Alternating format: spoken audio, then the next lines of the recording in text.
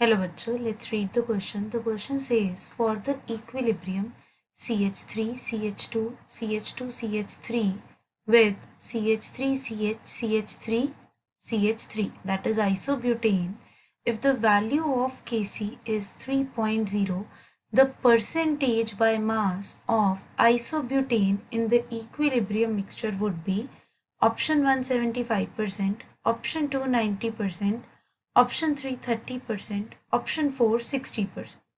So the key concept that we will be doing in this question is chemical equilibrium. So बच्चों सबसे पहले तो हमारे पास जो रिएक्शन गिवन है दैट इज कि ब्यूटेन और आइसोब्यूटेन इक्विलिब्रियम में एग्जिस्ट कर रहे हैं. Butane is in equilibrium with isobutane.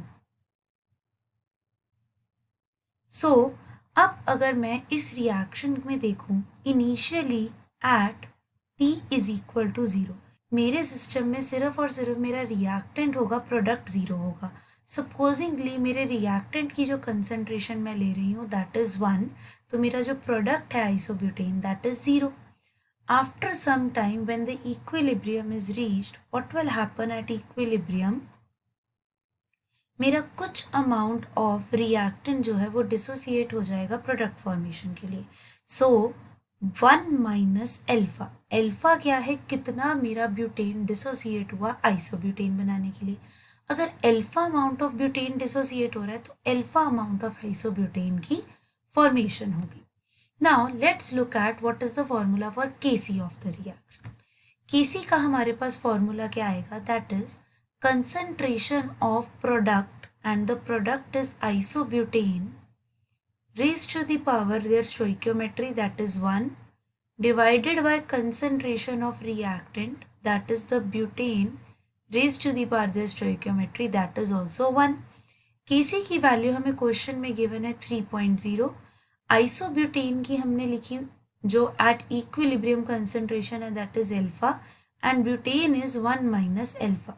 Now if I solve this 1 minus alpha को दूसरी साइड ले जाओ, मेरे पास आ जाएगा 3 minus 3 alpha is equal to alpha.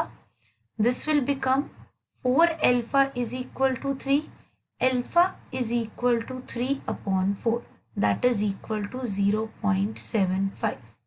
अब मुझे इतना पता है कि अगर मैं कंसंट्रेशन का फॉर्मूला देखूं, concentration is number of moles upon volume of the solution in litres and number of moles मेरे क्या है that is the weight upon molar mass of the component into volume of the solution in litres.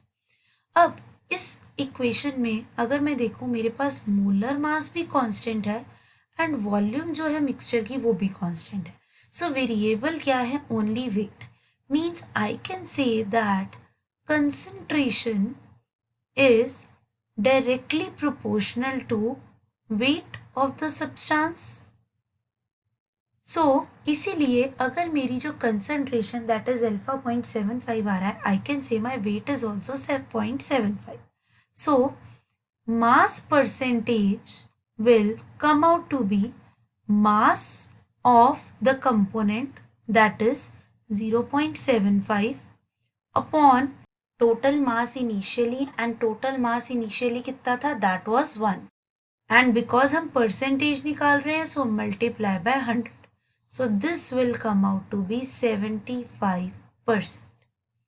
So the correct answer to the question is option 1, 75%. I hope you all understood it well. Best of luck.